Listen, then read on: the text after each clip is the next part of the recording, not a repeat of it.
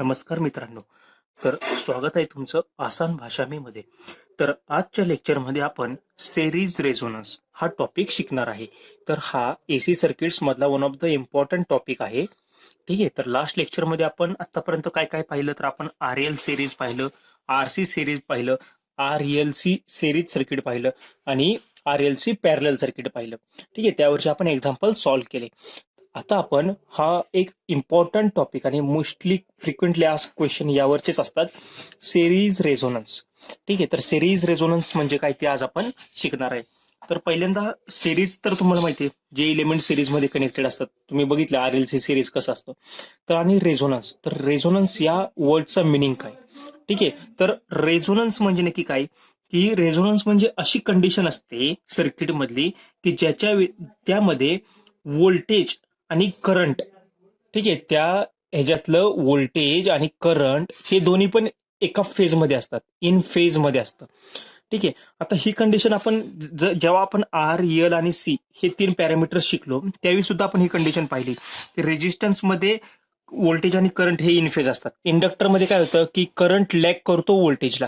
Capacitor मध्ये काय होतं की करंट लीड करतो व्होल्टेजला. एवढं तर बरोबर. तर आपल्याला आता एसी सर्किटमध्ये आपण जसं बघितलं, आपल्याकडे एक्सेल प्रेझेंट असतो आणि एक्स सी हे हे हा पण प्रेझेंट असतो.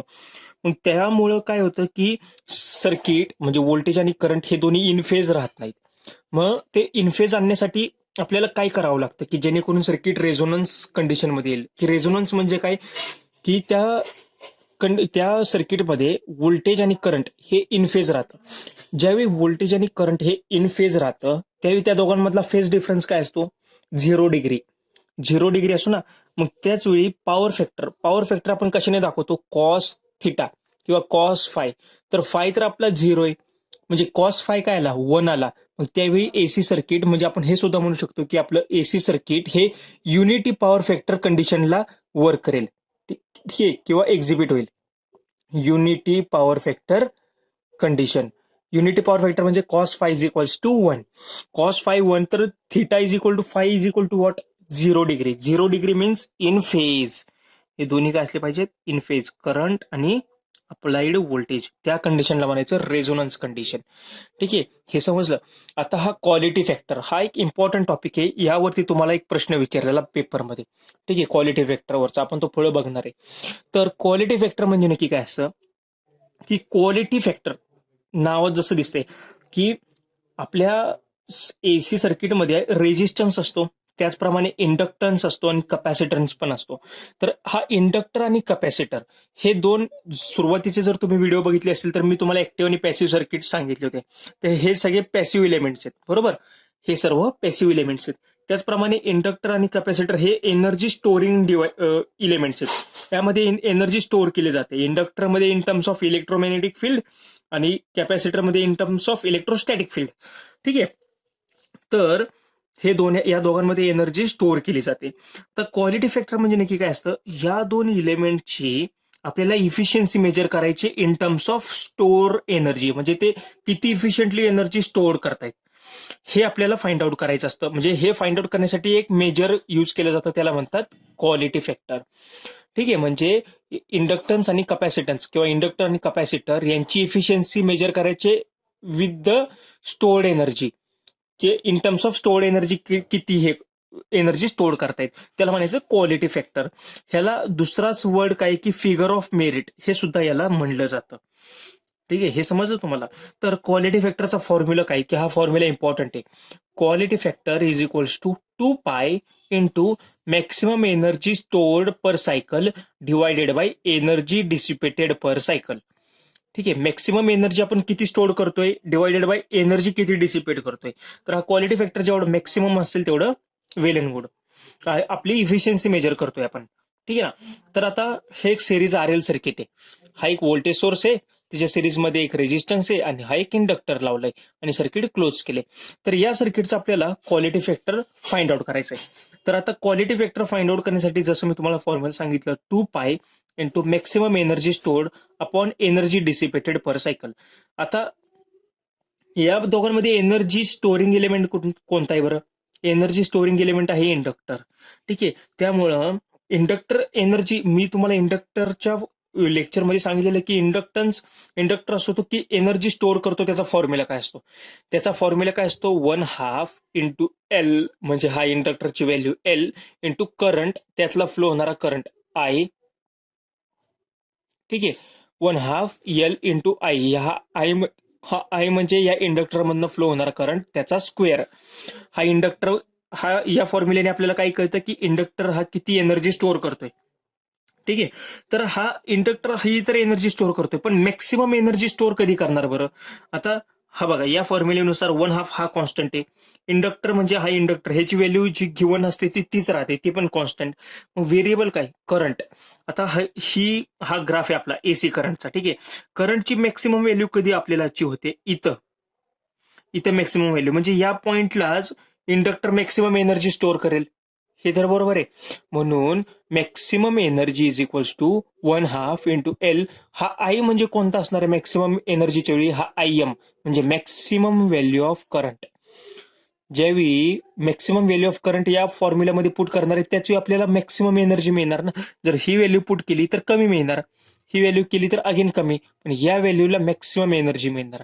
ठीक आहे, म्हणून 1/2 L into I M square, म्हणजे मॅक्सिमम व्हॅल्यू ऑफ करंट त्याचा स्क्वेअर. ठीक आहे, आता ही तर व्हॅल्यू आपल्याला मिळाली. आता एनर्जी डिसिपेटेड. एनर्जी डिसिपेट कोण करतं बरं? रेजिस्टन्स करतो. ती एनर्जी डिसिपेट किती असणार आहे? आय आर एम एस चा स्क्वेअर इंटू आर. ठीक आहे, आय स्क्वेअर आर ही एनर्जी हा डिसिपेट करतोय. ठीक आहे, पॉवर डिसिपेट करतोय, sorry, power dissipate I square R. तर आय म्हणजे कोणता असतो? R M S value of square असतो. तर आता इथं आपण रिप्रेझेंट करताना कोणत्या ह्याच्यात रिप्रेझेंट केलंय? मॅक्सिमम व्हॅल्यूच्या. इथं आपलं कुठल्या व्हॅल्यू कशात रिप्रेझेंट केलंय? आर एम एसचा स्क्वेअर. ठीक आहे, तर या आर एम एस ला आपण या आय एम मध्ये कन्वर्ट करायचंय. मग आर एम एस, जसं मी तुम्हाला त्या तुम्ही त्या आर एम एसचा जर लेक्चर व्यवस्थित बघितलं असेल, त्यामध्ये तुम्हाला कळून आले असेल की I R M S is equal to I M upon √2. ती व्हॅल्यू मी इथं पुट केली, त्याचा स्क्वेअर केला into resistance as it is. मग काय आलं आपल्याला? आय एम चा स्क्वेअर इंटू आर, आणि √2 चा स्क्वेअर काय आला? 1/2. तर हा इथं 1/2 म्हणजे आपल्याला न्यूमरेटर मिळाला, त्याचप्रमाणे आपल्याला डिनॉमिनेटर सुद्धा मिळाला. पण हा जो एव्हरेज पॉवर आली, ही आपल्याला एनर्जी डिसिपेटेड पर सायकल आपल्याला फाइंड आउट करायचं आहे. इथं पर सायकल आहे ना, पर सायकल, म्हणून पर सायकल असल्यामुळे ह्याला डिवायडेड बाय फ्रिक्वेन्सी. ठीक आहे, म्हणजे पर सायकल टाइम पिरियड आपण घेतला इंटू टी. तर आपल्याला ही एक व्हॅल्यू मिळाली डिनॉमिनेटरची. त्याचप्रमाणे आपल्याला मॅक्सिमम एनर्जीचा हा एक फॉर्म्युला मिळाला. हे 2π तर आहे, मग quality factor is equals to 2π into 1/2 L into I M square divided by ही व्हॅल्यू इथं मी एज इट इज घेतली, 1/2 I M square R divided by F. ठीक आहे, 1/2 I M square R divided by F मी हे घेतलं, ही व्हॅल्यू एज इट इज इथे घेतली. आता मी ह्याला सॉल्व्ह करताना हे बघा तुम्ही, हा डिवायडेड बाय एफ हा इकडे जाऊन न्यूमरेटरला इंटू मल्टिप्लाय होणार. 2π हे as it is into F आला इकडे. आता हा 1/2 कॅन्सल झाला, आय एम स्क्वेअर कॅन्सल झालं. मग राहिलं काय? 2π हा एल हा F divided by R, 2π L F upon R. मग हा तुम्ही इथं बघू शकता, 2π एफ ला आपण काय लिहितो बरं? 2π एफ म्हणजे ओमेगा असतो ना, फ्रिक्वेन्सी, अँग्युलर फ्रिक्वेन्सी. हा 2π एफ तो इथं आला into L divided by R. Therefore Q quality factor is equals to omega L divided by R. हा व्हेरी इम्पॉर्टंट फॉर्म्युला. हा फॉर्म्युला माझ्यामध्ये तुम्हाला एक्झाम मध्ये विचारलेला, फक्त what is a quality factor of R L series circuit या टाइपमध्ये काहीतरी विचारलेला प्रश्न. तर खूप इझी आहे. Q is equals to omega L divided by R, हा फॉर्म्युला आहे त्याचा. आता हे डेरिव्हेशन पाहिलं, हे डेरिव्हेशन आपल्याला काही विचारणार नाहीयेत. हे डेरिव्हेशन मी तुम्हाला यासाठी सांगितलं की क्वालिटी फॅक्टरचं फॉर्म्युला मी हा डायरेक्ट दिला असता तर तुम्हाला लवकर कळालं नसतं, पण आता तुम्हाला समजलं असेल. Q is equals to omega L divided by R हा त्याचा फॉर्म्युला झाला. तर मित्रांनो, आता आपण काय पाहिलं की Q factor for series R L circuit, की तो किती होता? Omega L divided by R. Similarly जसं आपण सिरीज आर एल सर्किट घेतलं, तसं जर सिरीज आर सी सर्किट घेतलं तर काय असणार आहे? तर असणार आहे 1/ओमेगा सी इंटू आर. ठीक आहे, आता हे फॉर्म्युला कसे लक्षात ठेवायचे ते तुम्हाला सांगतो. तुम्हाला आठवतंय का की आपण जे सिरीज आर एल सर्किट आणि सिरीज आर सी सर्किटचे आपण जे व्हिडिओ पाहिलेले, त्यामध्ये आपण tan phi हे शिकलेलो. ठीक आहे, tan phi आपण काय घेतलेलं, तुम्हाला फेज अँगलच्या वेळी मी सांगितलं सुद्धा होतं की फेज अँगल किंवा tan phi काढताना काय करायचं, x/r घ्यायचं. ठीक आहे, x/r. सिमिलरली आता या सिरीज RL सर्किटसाठी जर मी tan phi x/r घेतलं, x/r, what is the value of x? x is 2πfl. ठीक आहे, XL is what? 2πfl. Inductive reactance divided by this resistance. Inductive रिएक्टन्सची व्हॅल्यू काय असते? 2πfl, आणि हा आरचा एज इट इज. आता 2πf ला मी रिप्रेझेंट करतो ओमेगाने, म्हणून omega L divided by R, म्हणजे tan phi जो काढायचो तोच फॉर्म्युला आहे क्यू फॅक्टरचा. हे समजलं तुम्हाला की हे वेगळं लक्षात ठेवायची गरज नाहीये. लक्षात कसं ठेवणार? RL सर्किटचा तो व्हिडिओ व्यवस्थित एकदा बघा, पुन्हा एकदा. त्यामध्ये मी tan phi जो सांगितलेला तर त्यालाच क्यू फॅक्टर सुद्धा म्हणायचं. ठीक आहे, म्हणजे हे दोन्ही इक्वल नाही आहेत बरं का. तुम्हाला ट्रिक सांगतो मी कसं लक्षात ठेवणार तुम्ही. तर XL/R म्हणजे 2πfl divided by R. 2πf म्हणजे ओमेगा, म्हणून omega L divided by R. हा झाला tan phi चा फॉर्म्युला, म्हणजेच Q factor for RL series. ठीक आहे, Q factor for RL series circuit. तर हा तो आला. आणि सिमिलरली tan phi, आता RC सर्किट मी तुम्हाला काय सांगितलेलं, x/r हाच फॉर्म्युला आहे. आता इथं RL असल्यामुळे इथं XL आलं, इथं RC असल्यामुळे इथं काय येणार, XC डिवायडेड बाय R. मग XC चा फॉर्म्युला काय असतो? 1/2πfc, आणि हा R चा R इथं एज इट इज आला, म्हणून 1/, आता हा 2πf ह्याला मी रिप्रेझेंट केलं ओमेगाने, C आणि R आला हा फॉर्म्युला एज इट इज. म्हणजे काय करणार, जो tan phi जो आपण वापरायचो ना, तर त्यालाच तात्पुरतं कन्सिडर करा क्यू फॅक्टर. म्हणजे फॉर्म्युला पाठ करायची तुम्हाला गरज नाही लागणार. हे आपण सुरुवातीला पण आधी पाहिलेलं, बरोबर ना. यावरचा क्वेश्चन विचारतात बरं का, हे खूप इम्पॉर्टंट आहे. क्यू फॅक्टरवरचे क्वेश्चन विचारले जातात एक्झाम मध्ये, आणि विचारलाय तुम्हाला ऑलरेडी सुद्धा. ठीक आहे, तर हे आता आपण पाहिलं. आता आपण काय बघणार आहे, RLC सिरीज सर्किट आहे. आता आपण काय बघणार, हे RLC जो सिरीज सर्किट आहे त्याच्यामध्ये झेड ला आपण रिप्रेझेंट कसं करतो, Z is equals to R plus J into J in bracket XL minus XC, हे तर रिप्रेझेंट करतो. तर झेड इज इक्वल्स टू मी काय लिहिणार, R plus J. XL means what, जसं तुम्ही एक्सेलचं इथं बघता ओमेगा एल आलं, म्हणून ओमेगा एल. आणि XC is what, XC is equals to 1/ओमेगा C. हा R चा R इथे एज इट इज आहे, म्हणजे XC इज वॉट 1/ओमेगा C, म्हणून एक्सेलचा 1 ओमेगा एल मायनस XC म्हणजे 1/ओमेगा C. हे आपण असं सुद्धा रिप्रेझेंट करू शकतो. आणि ज्यावेळी हा इम्पॉर्टंट पॉईंट आहे, ठीक आहे, हा व्यवस्थित लक्षात देऊ नका. हे तर तुम्हाला कळलं, ज्यावेळी सर्किट रेझोनन्स मध्ये असतं. ठीक आहे, रेझोनन्स मध्ये असं म्हणजे काय सांगितलं मी तुम्हाला, voltage in phase with current. आता यातले कुठल्या पॅरामीटर मध्ये voltage in phase with current राहणार आहे, या आर मध्ये. ठीक आहे, म्हणजे आपल्याला एल आणि सी चा इफेक्ट 0 झाला पाहिजे आपल्यासाठी. तर तो 0 कधी होईल बरं, ज्यावेळी ओमेगा एल आणि या ओमेगा सी हे दोन्ही एकमेकाच्या इक्वल आणि अपोजिट असतील. म्हणजे omega L minus omega C ही टर्म जेव्हा 0 होते, म्हणजे एक लक्षात ठेवा, इम्पिडन्स मध्ये आर प्लस जे एक्सच्या फॉर्म मध्ये आपण इम्पिडन्स लिहितो, हा एक्स ची व्हॅल्यू 0 झाली पाहिजे, म्हणजेच हे 0 झालं पाहिजे. ठीक आहे, at resonance imaginary part is 0. हे व्हेरी इम्पॉर्टंट आहे. ठीक आहे, हे 0 कधी होईल बरं, जेव्हा omega L is equals to omega C असेल. ठीक आहे, मग आता मी हे काय केलं, omega L minus omega C is equals to 0, म्हणजेच omega L is equals to 1/ओमेगा सी. ठीक आहे, मग आता मी काय केलं, थोडंसं मी ह्याला सॉल्व्ह करताना मी काय करणार, ह्याला ओमेगा मी एका साईडला घेतला, ओमेगा स्क्वेअर, आणि हा एल इकडे डिनॉमिनेटरला आला, 1/LC. Therefore omega is equals to 1/√LC. हे आहे रेडियन पर सेकंड्स मध्ये. हा ओमेगा म्हणजे या फ्रिक्वेन्सीला, ठीक आहे, ओमेगा नॉट या रेडियन पर सेकंड या फ्रिक्वेन्सीला आपलं सिरीज RLC सर्किट रेझोनन्स मध्ये येणार आहे. ठीक आहे, हा व्हेरी इम्पॉर्टंट फॉर्म्युला. हे विचारतात, म्हणतात की एक सिरीज RLC सर्किट आहे, कोणत्या म्हणजे फ्रिक्वेन्सीला, ठीक आहे, कोणत्या अँग्युलर फ्रिक्वेन्सीला सर्किट रेझोनन्स मध्ये येईल असं विचारतात. मग अँग्युलर फ्रिक्वेन्सी म्हणजे आपण काय बघायचं, अँग्युलर फ्रिक्वेन्सी दिला असेल तर युनिट बघायचं, कन्फ्युजन नको. रेडियन पर सेकंड ना, मग omega naught is equals to 1/√LC. हा आपला फॉर्म्युला झाला. यामध्ये एल आणि सी ची व्हॅल्यू पुट करायची, ओमेगा नॉट निघतो, झाला. आता हा ओमेगा नॉट तर पाहिला आपण. Omega naught is what, omega naught is equals to 1/√LC. ठीक आहे, हा आहे रेडियन पर सेकंड. हा खूप व्हेरी व्हेरी इम्पॉर्टंट फॉर्म्युला आहे. क्वेश्चन मध्ये विचारतात find out the frequency at which circuit will comes under resonance.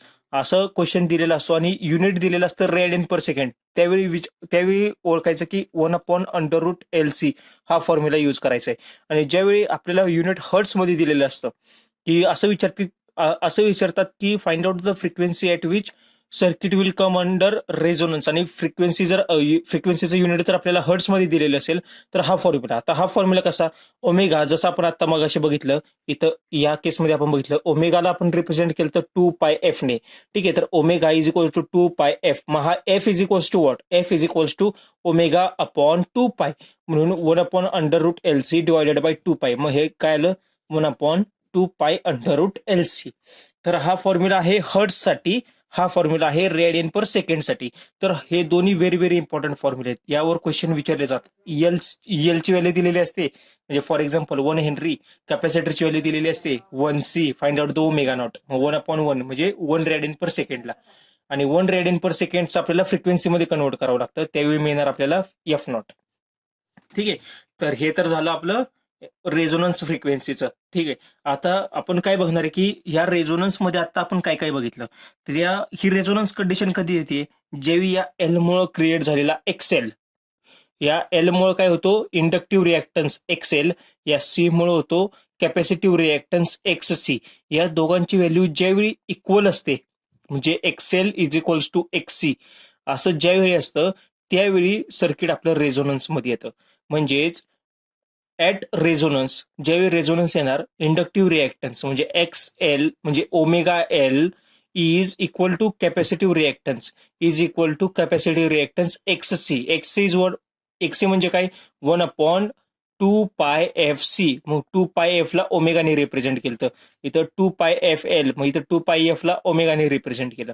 ठीक आहे, हे जसं इथं तुम्ही बघू शकता, omega L is equals to 1/ωc, XL is equals to XC. Therefore, Z is equals to √R² plus XL minus XC². हा तर आपला सिरीज RLC चा फॉर्म्युला झेडचा, हे तर बरोबर. Z is equals to √R² plus XL minus XC². आता हे दोन्ही इक्वल झाले रेझोनन्सला, हे जर दोन्ही इक्वल झाले तर Z is equals to what, Z is equals to √R². Therefore Z is equal to √R² म्हणून R. Therefore at resonance XL is equals to XC and Z is equals to R. हे खूप important आहे. ठीक आहे, at resonance Z is equals to R. आता काही काय देतात की इथं व्होल्टेजची व्हॅल्यू दिलेली असते 100 व्होल्ट. ठीक आहे, नुसता रेजिस्टन्स देतात 10 ओहम. 100 व्होल्ट देतात, इथं देतात 10 ओहम. ह्या दोघांच्या काहीच व्हॅल्यू देत नाहीत, आणि असं लिहितात at resonance find out the current. आता करंटचा फॉर्म्युला काय आपण घेतो, V/RLC असल्यामुळे झेड, V/Z. तर Z is equals to series रेझोनन्सला काय, Z is equals to R. या दोन्ही व्हॅल्यूचा काही युजच नाही आपल्याला, एलच्या आणि सीच्या व्हॅल्यूचा. मग V म्हणजे 100 डिवायडेड बाय R म्हणजे हा 10, म्हणजे 100/10 इज इक्वल्स टू 10 ampere. At resonance 10 ampere current flow होणार. हे आपण असं या टाईपचं गणित विचारलं जाऊ शकतं. म्हणून आता जसं बघताय तुम्ही, जेव्हा रेझोनन्स नसणार आहे, ही आता एक कंडिशन आपण घेतली, ठीक आहे, रेझोनन्सची, की XL is equals to XC, त्यामुळे हे 0 झालं. पण ज्यावेळी XL is not equal to XC, ठीक आहे, मग इथं काहीतरी रिएक्टन्स प्रेझेंट असणार आहे, समथिंग. आता या कंडिशनला काय, XL is equals to XC, त्यामुळे हे दोन्ही 0 झालं डायरेक्ट. आता मी काय म्हणतोय, ज्यावेळी हे दोन्ही इक्वल नाहीयेत, म्हणजे इथं काहीतरी रिएक्टन्स प्रेझेंट असणार आहे, समथिंग. ज्यावेळी समथिंग प्रेझेंट असणार आहे त्याचा स्क्वेअर होणार, आणि इथं ऍड होते, म्हणजे झेडची व्हॅल्यू वाढत जाणार आहे जेवढं इथं एक्स प्रेझेंट असणार तेवढा. ठीक आहे, आणि ज्यावेळी झेड इज इक्वल्स टू फक्त R आहे त्यावेळी हा मिनिमम असणार आहे, आणि ज्यावेळी ही व्हॅल्यू मी ऍड करेल त्यावेळी झेडची व्हॅल्यू वाढत जाईल. म्हणून at resonance Z is equals to only R आहे, या टर्म यूज मध्ये येत नाहीत, त्यामुळे इम्पिडन्स हा मिनिमम असतो. हे इम्पॉर्टंट आहे स्टेटमेंट. ठीक आहे, at resonance impedance is minimum. Why minimum, कारण की Z is equals to only R आहे, या एक्सच्या टर्मचा यूज होत नाहीये इम्पिडन्स वाढण्यामध्ये, त्यामुळे इम्पिडन्स हा कमी असतो. आणि जर आपला झेड कमी असेल तर, आणि तो झेडची व्हॅल्यू काय आहे बरं, इम्पिडन्स मिनिमम आणि झेडची व्हॅल्यू इक्वल टू R आहे. तर तुम्ही आता यामध्ये बघू शकता तर तुम्ही आता यामध्ये बघू शकता ऍट रेझोनन्स झेड हा मिनिमम असतो. ठीक आहे, सेरीज RLC सर्किटमध्ये ऍट रेझोनन्स हे जे लिहिलंय ना, एकूण एक पॉईंट इम्पॉर्टंट आहे आणि प्रत्येक पॉईंटवर ह्याच्यावर MCQ विचारला जाऊ शकतो. ठीक आहे, तर हे तुम्ही पॉज करा आणि हे वाटल्यास लिहून घ्या एका पेजवर. ऍट रेझोनन्स झेड हा मिनिमम आहे. ज्यावेळी झेड मिनिमम असणार आहे त्याची व्हॅल्यू काय असते, झेड बरोबर आर असतोय. ठीक आहे, जसा झेड हा मिनिमम आहे, करंट आपला काय असणार आहे, करंट हा मॅक्सिमम करंट फ्लो होणार आहे सर्किटमधनं, कारण की झेडची व्हॅल्यू कमी आहे. तर आय नॉट कसा काढणार आपण, I naught is equals to V upon Z, therefore V upon R हा फॉर्म्युला आहे करंट काढायचा. ठीक आहे, ऍज झेड म्हणजे इम्पिडन्स हा मिनिमम आहे, ऍडमिटन्स म्हणजे वाय, जसं आपण पॅरलल RLC मध्ये बघितलं, तो व्हिडिओ तुम्हाला व्यवस्थित जर बघितला असेल तर तुम्हाला मी वाय व्यवस्थित सांगितलेला आहे, ऍडमिटन्स काय असतो. जर तुमचा झेड हा मिनिमम असेल तर झेडचा रेसिप्रोकल काय, ऍडमिटन्स. आपण काय लिहितो, Z is equals to 1 upon Y. जर झेड मिनिमम आहे तर वाय काय असणार आहे, वाय मॅक्सिमम असणार आहे, कारण की तो त्याचा रेसिप्रोकल आहे 1 अपॉन वाय, त्यामुळे वायची व्हॅल्यू मॅक्सिमम असणार आहे. ठीक आहे, तर हे बेसिक पॉइंट्स आहेत त्यातले. तस अजून आता आपण काय करूयात, व्हेरियस केस कन्सिडर करूयात. आता ही एक डायग्राम तुम्ही कन्सिडर करा. ठीक आहे, तर ही आय नॉटची डायग्राम, जसं आपण हा ग्राफ काढलेला आहे. ठीक, तर किंवा हा ग्राफ ह्याच्यावरूनच फाइंड आउट केला मी तुम्हाला सांगतो. आपला आता आपण काय कन्सिडर करूयात की एक एफ नॉट आपण पाहिलं. एफ नॉट म्हणजे काय, की एफ नॉट ही अशी फ्रिक्वेन्सी होती की ज्या फ्रिक्वेन्सीला सर्किट रेझोनन्स मध्ये येते. बरोबर, म्हणजे ज्या सर्किटला या फ्रिक्वेन्सीला, या एफ नॉट या फ्रिक्वेन्सीला काय होतं की XL is equals to XC. आता फॉर एक्झाम्पल मी काय कन्सिडर केलं की 50 हर्ट्स, ज्यावेळी माझी फ्रिक्वेन्सी 50 हर्ट्स असते त्यावेळी काय होतं की सर्किटमध्ये रेझोनन्स येते. ठीक आहे, ही आपली आपण असं फाइंड आउट केलंय. ठीक आहे, की फ्रिक्वेन्सी ज्यावेळी माझी 50 येते, न्यूमरिकलने मी फाइंड आउट केलं, माझी फ्रिक्वेन्सी ज्यावेळी 50 हर्ट्स येते त्यावेळी सर्किट माझं रेझोनन्समध्ये येते. पण आपण जी अप्लाइड फ्रिक्वेन्सी आहे, ठीक आहे, आपली जी फ्रिक्वेन्सी आहे ती जर 48 हर्ट्स असेल तर, म्हणजे या रेझोनन्स फ्रिक्वेन्सीपेक्षा जर आपली फ्रिक्वेन्सी कमी असेल तर काय होणार आहे, तर त्यावेळी आपण आता फाइंड आउट करूयात की ज्यावेळी आपल्या रेझोनन्स फ्रिक्वेन्सीपेक्षा आपली फ्रिक्वेन्सी ज्यावेळी कमी असेल त्यावेळी आता इंडक्टिव्ह रिॲक्टन्स म्हणजे एक्सेलचा फॉर्म्युला काय, 2πf×L. आता आपली फ्रिक्वेन्सी ही रेझोनन्स फ्रिक्वेन्सीपेक्षा कशी आहे, कमी आहे. म्हणजे आधी रेझोनन्स फ्रिक्वेन्सी 50 हर्ट्स आहे, तर पण आपली फ्रिक्वेन्सी आहे 48 हर्ट्स. तर इथं 48 हे 50 पेक्षा कमी आहे, म्हणजे फ्रिक्वेन्सी आपली कमी असल्यामुळं एक्सेल पण आपला काय असणार आहे, इंडक्टिव्ह रिॲक्टन्स कमी असणार आहे. म्हणजे आता बघा ना तुम्ही, हा एक्सेल हा डायरेक्टली प्रोपोर्शनल आहे फ्रिक्वेन्सीला. जर फ्रिक्वेन्सी 50 हर्ट्स असेल तर एक्सेल कमी असणार आहे, सॉरी फ्रिक्वेन्सी 50 हर्ट्स असेल तर एक्सेल जास्त असणार आहे. फ्रिक्वेन्सी 48 हर्ट्स असेल तर एक्सेल पण आपलं कमी असणार आहे. बरोबर, तर ज्यावेळी फ्रिक्वेन्सी कमी असणार त्यावेळी एक्सेलची व्हॅल्यू कमी असणार. आणि एक्सीचा फॉर्म्युला काय, एक्सी इज इक्वल्स टू 1/2πf×C. तर ज्यावेळी आपली फ्रिक्वेन्सी कमी असणार, म्हणजे फ्रिक्वेन्सी जर कमी झाली आपली तर XC वाढतोय. म्हणजे हे काय, हे समजतं तुम्हाला, हे इनव्हर्सली प्रोपोर्शनल आहे. XC हा इनव्हर्सली प्रोपोर्शनल फ्रिक्वेन्सीला आणि XL हा डायरेक्टली प्रोपोर्शनल फ्रिक्वेन्सीला. तर फ्रिक्वेन्सी कमी झाल्यामुळे XL कमी झाला आणि फ्रिक्वेन्सी कमी झाल्यामुळे XC वाढला. तर हे विचारतात आपल्याला की ज्यावेळी फ्रिक्वेन्सी ही कमी असते रेझोनंट फ्रिक्वेन्सीपेक्षा त्यावेळी सर्किट काय म्हणून बिहेव करतं. तर जसं तुम्ही बघता इथं XL कमी झाला आणि म्हणजे सर्किट आपलं कॅपॅसिटिव्ह सर्किट सारखं बिहेव करणार. ठीक आहे, हे इम्पॉर्टंट आहे. सर्किट आपलं कॅपॅसिटिव्ह सर्किट सारखं बिहेव करणार. आणि कॅपॅसिटिव्ह ज्यावेळी असतं त्यावेळी काय होतं, करंट लीड करतो व्होल्टेजला. तर ही कंडिशन एक इम्पॉर्टंट कंडिशन आहे, त्यावेळी करंट लीड करणार व्होल्टेजला. आणि दुसरी कंडिशन काय, की ज्यावेळी फ्रिक्वेन्सी ही कमी आहे, फ्रिक्वेन्सी आपली जास्त आहे आणि रेझोनंट फ्रिक्वेन्सी कमी आहे. म्हणजे सपोज मी रेझोनंट फ्रिक्वेन्सी आहे माझी 50 हर्ट्स, ही कंडिशन जशी होती की 50 हर्ट्स, सेम कंडिशन आहे 50 हर्ट्स, त्या कंडिशनला येते रेझोनन्स. पण आपण जी अप्लाइड फ्रिक्वेन्सी करतोय ती फ्रिक्वेन्सी आहे माझी 52 हर्ट्स. ठीक आहे, म्हणजे मी 52 हर्ट्सचा सप्लाय देतोय, पण रेझोनन्स कंडिशन येणार आहे 50 हर्ट्सला आणि मी देतोय 52 हर्ट्स. मग जर फ्रिक्वेन्सी वाढली तर जसं तुम्ही इथं बघू शकता एक्सेल, जर फ्रिक्वेन्सी जर वाढली तर एक्सेल पण वाढतोय, म्हणजे इंडक्टिव्ह रिॲक्टन्स वाढतोय. आणि फ्रिक्वेन्सी वाढली, इथं बघू शकता हे साईन दिलंय मी, तर फ्रिक्वेन्सी जर वाढली तर कॅपॅसिटिव्ह रिॲक्टन्स कमी होणार आहे. ठीक आहे, म्हणजे हे वाईस वर्सा, जसं ह्याच्या रिव्हर्स केस या कंडिशनला होणार. म्हणजे XL is greater than XC, जसं इथं या Kesla XC greater than XL होतं. Circuit will be inductive. जेव्हा इंडक्टिव्ह असतं तेव्हा काय होतं, I lag V, current lag करणार व्होल्टेजला. मग हा एक ग्राफ आहे बरं का, की आय नॉट वर्सेस ओमेगाचा ग्राफ काढलाय हा. तर हा ग्राफ असा इन्क्रीज होते. म्हणजे या कंडिशन, हा ग्राफ कशावरनं काढलाय आपण, या डायग्राम मध्ये बघा. आय नॉट ज्यावेळी झेड, आपण काय म्हणलो, रेझोनन्स कंडिशनला झेड मिनिमम असतो. ठीक आहे, रेझोनन्स कंडिशनला झेड मिनिमम असतो. ज्यावेळी झेड मिनिमम असतो त्यावेळी आय नॉट काय असणार आहे बरं, कॉमन आहे ना. जर झेड, या फॉर्म्युल्यामध्ये जर झेड आपला मिनिमम आहे, तर आय नॉट काय असणार आहे, मॅक्सिमम असणार, कारण की इनव्हर्सली प्रोपोर्शनल. जर आय नॉट मॅक्सिमम असेल तर तुम्ही हे बघू शकता, ज्यावेळी ओमेगा नॉट, ठीक आहे, ज्यावेळी रेझोनन्स कंडिशन असेल तर आय नॉटची व्हॅल्यू ही मॅक्सिमम आहे. आणि हा ग्राफ कसा येतो, हा ग्राफ असा येतो. मग विचारतात काय आपल्याला, की हे आय नॉट आहे ना, with respect to I naught, जेव्हा ओमेगा नॉट पेक्षा कमी फ्रिक्वेन्सी असते, म्हणजे एफ नॉट पेक्षा कमी फ्रिक्वेन्सी असते, त्यावेळी सर्किट काय म्हणून बिहेव करतं, कॅपॅसिटिव्ह म्हणून बिहेव करतं. ठीक आहे. आणि म्हणजे त्यावेळी एक्ससी ग्रेटर असतो एक्सेल पेक्षा. आणि ज्यावेळी सर्किट ह्याच्या पुढे जातंय, म्हणजे ओमेगाची व्हॅल्यू यापेक्षा पुढे पुढे इन्क्रीज होते, त्यावेळी सर्किट आपलं इंडक्टिव्ह म्हणून बिहेव करणार आहे. पण ज्यावेळी सर्किट ओमेगा नॉटला असणार आहे त्यावेळी करंटची व्हॅल्यू असते मॅक्सिमम, त्याला म्हणता आपण आय नॉट, त्याला आपण म्हणणार आहे. ठीक आहे. त्यावेळी सर्किट कसं आपलं असणार आहे, रेजिस्टिव्ह असणार आहे. रेजिस्टिव्ह म्हणजे त्याच वेळी, आता यावेळी पॉवर फॅक्टर काय असणार आहे बरं, एक्ससी असेल त्यावेळी तो लीड असेल. ठीक आहे, पॉवर फॅक्टर तो लीड असणार आहे. त्यावेळी इकडे आल्यानंतर काय होणार, तो युनिटी होणार या ह्याला. आणि युनिटी म्हणजे cos phi is equals to 1. आणि ज्यावेळी तो पुढं फ्रिक्वेन्सी आपण आणखीन वाढवली तर तो लिडिंग वरनं युनिटी आणि युनिटी वरनं लॅगिंग होणार. तर हा फेनोमिनन होतो रेझोनन्सला.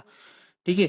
तर हे आपण बघितलं. यावरचे क्वेश्चन्स विचारतात बरं का, यावर थेरॉटिकल क्वेश्चन्स विचारले जातात आणि खूप इझी वन लाईनर क्वेश्चन असतात, काहीच नसतं त्यामध्ये.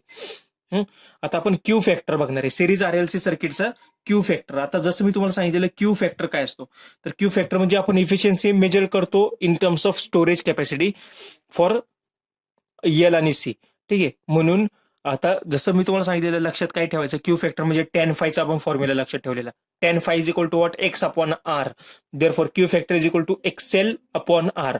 XL is what, omega L upon R. और XC upon R. XC is what, 1 upon omega C divided by R, म्हणजे 1 upon omega not R C. हा फॉर्म्युला आला. इफ आता या दोन्ही फॉर्म्युलामध्ये जर मी ओमेगाची value 1 upon under root L C टाकली ह्याच्यामध्ये आणि यामध्ये, तर आपल्याला काय मिळतं, Q is equal to 1 upon R under root L upon C. हा व्हेरी व्हेरी इम्पॉर्टंट फॉर्म्युला आहे. ठीक आहे. हा फॉर्म्युला तुम्हाला लक्षात ठेवायचा आहे. या फॉर्म्युल्यावरचे नेहमी प्रश्न विचारतात. इलेक्ट्रिकल इंजिनिअरिंगच्या पण विद्यार्थ्यांना यावरचे क्वेश्चन्स नेहमी विचारले जातात. त्यामुळं हा फॉर्म्युला खूप इम्पॉर्टंट आहे. ठीक आहे. हा कसा डिराईव्ह केला आलं लक्षात, Q is equal to omega naught L upon R, 1 upon omega not R C. यामध्ये ओमेगाची व्हॅल्यू तुम्ही यामध्ये पुट करून बघा या ह्याच्यामध्ये, तर omega naught is equal to 1 upon under root L C टाकल्यानंतर क्वालिटी फॅक्टर तुम्हाला मिळेल 1 upon R under root L upon C. तर हा व्हेरी इम्पॉर्टंट फॉर्म्युला आहे. हा फॉर्म्युला तुम्ही लिहून घ्या व्यवस्थित आणि लक्षात ठेवण्याचा प्रयत्न करा.